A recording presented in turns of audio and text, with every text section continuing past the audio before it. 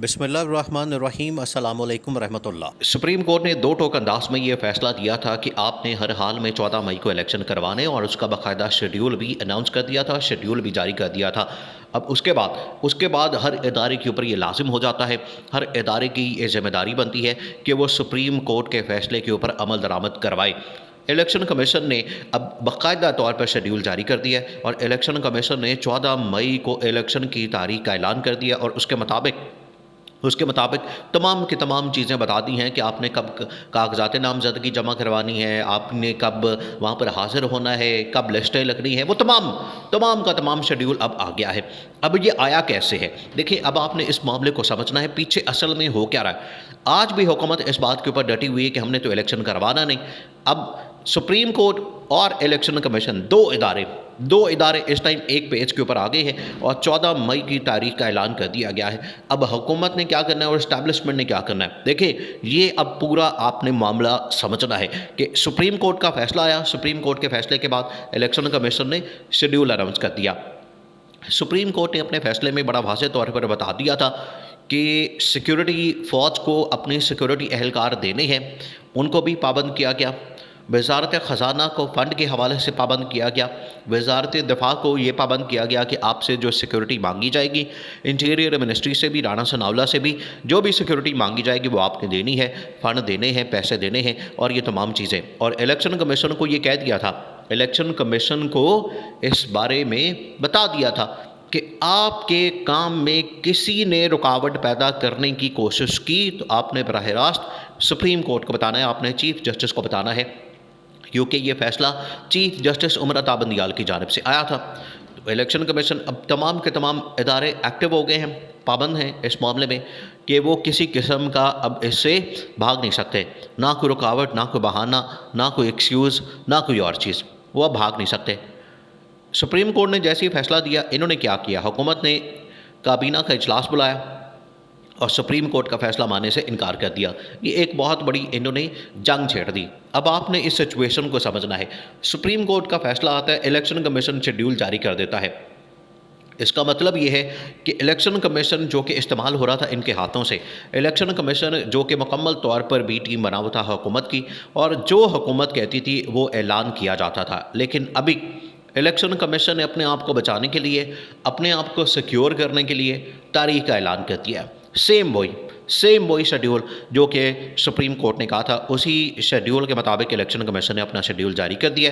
तो election commission तो इस मामले से बिल्कुल निकल गया। अब इलेक्शन कमीशन के ऊपर कोई मसला नहीं होना। अब मसला कहाँ होना है?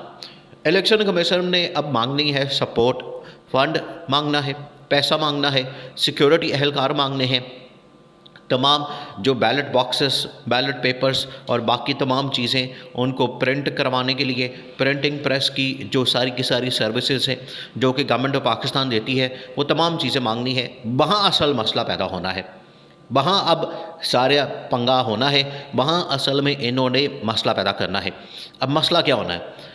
जैसे ही इलेक्शन कमीशन की जानिब से ये कहा जाएगा वज़ारत ख़ज़ाना को भी और इंटीरियर मिनिस्टर और डिफेंस मिनिस्ट्री को भी कि लाएँ जी आप पैसे दे दें, ख़ज़ाना वाले पैसे दे दें, और जो इंटीरियर और डिफेंस मिनिस्टर है वो सिक्योरिटी एहलकार दे दें, हमने यहाँ अप्लाई करने हैं, यहाँ तैनाती करनी है।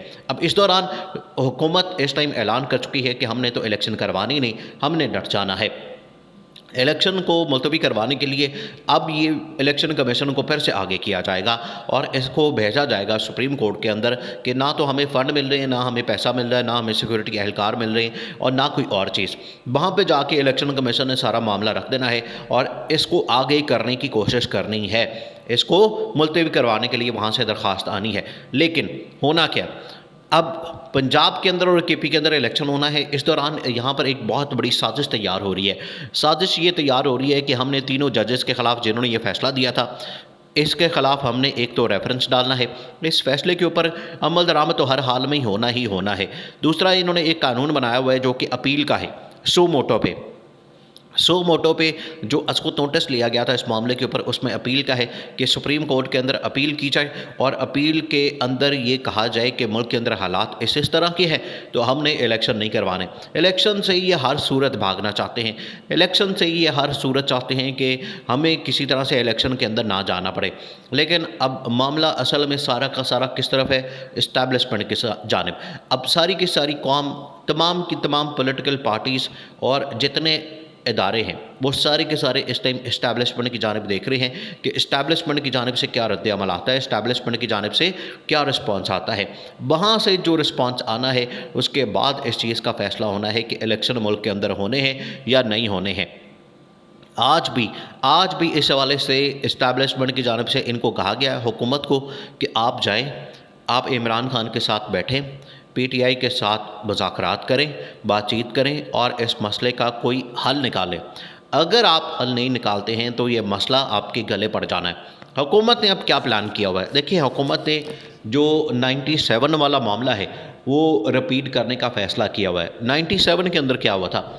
97 के अंदर जब नवाज़ शरीफ के ख़िलाफ़ फ़ैसला आने वाला था, ये तो अब फ़ैसला आ गया, लेकिन उस वक्त ये फ़ैसला आने वाला था और नवाज़ शरीफ की नाअहली होने वाली थी, तो नवाज़ शरीफ ने हमला करवा दिया सुप्रीम कोर्ट के ऊपर और जजेस वहाँ से भाग गए, जजेस को भगा दिया और अपनी मर्ज़ी के जज उन्होंने तैनात किए, अपॉइंट किए और उनसे फिर फ़ैसला लिया।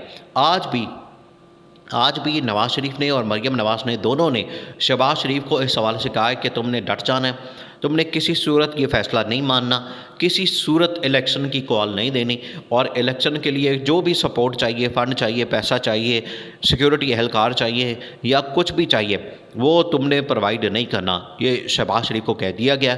शहबाज शरीफ अब बुरी तरह से फंस गया। शहबाज शरीफ को इस्टेब्लिशमेंट कह रही है कि आप इलेक्शन के अंदर जाएं, मुज़ाकरात करें, टेबल टॉक करें, बातचीत करें, लेकिन अब पार्टी की जानिब से नवाज़ शरीफ और मरीम नवाज़, देखिए, लाए तो इसी मकसद के लिए थे शहबाज शरीफ को कि शहबाज शरीफ आएगा तो उसके बाद हमें एनआरओ मिल जाएगा, हमें डील मिल जाएगी, हमारी डिस्क्वालिफिकेशन दोनों की, मरीम नवाज़ की भी और नवाज़ शरीफ की भी, दोनों की डिस्क्वालिफिकेशन ख़त्म हो जाएगी और उसके बाद हम पाकिस्तान के अंदर दंदनाते हुए वापस आएंगे। लेकिन ऐसा नहीं हुआ, ऐसा कोई भी चांस नहीं बना। अब ये तमाम चीज़ें इनकी गले पड़ गई हैं। अब इनको नज़र आ गया है कि हमारे कोई भी मामलात सही नहीं चल रहे। जनरल आसिफ मुनीर की जानिब से बड़ा सख्ती से कहा गया है कि हर हाल में आपने मुल्क के अंदर इलेक्शन करवाने। इस वजह से इलेक्शन कमीशन ने ये तारीख का ऐलान कर दिया है, शेड्यूल का ऐलान कर दिया है और वो उसके ऊपर अमल दरामद शुरू हो गया है। अब हुकूमत इस टाइम एक वाहिद इदारा है, हुकूमत, एग्जीक्यूटिव और पार्लियामेंट, जो कि इस टाइम परेशान है, इस टाइम मसले में फंस गई है। जो ये मुल्क को अंदर क्राइसिस में लेकर जाना चाहते थे, मुल्क को जिस क्राइसिस में, अब ये खुद चले गए हैं। अब हुकूमत को समझ नहीं आ रही कि वो करे क्या। इलेक्शन कमीशन ने अपना अनाउंस कर दिया शेड्यूल, इस्टेब्लिशमेंट ने भी कह दिया कि हर सूरत इसके ऊपर अमल दरामद हो सुप्रीम कोर्ट के फ़ैसले पे। सुप्रीम कोर्ट ने पाबंद किया हुआ तमाम के तमाम इदारों को। अब हुकूमत बुरी तरह फंस गई है। हुकूमत या तो घर जानी है या शहबाज शरीफ की नाअहली होनी है। दोनों सूरतों में हुकूमत फारिग है।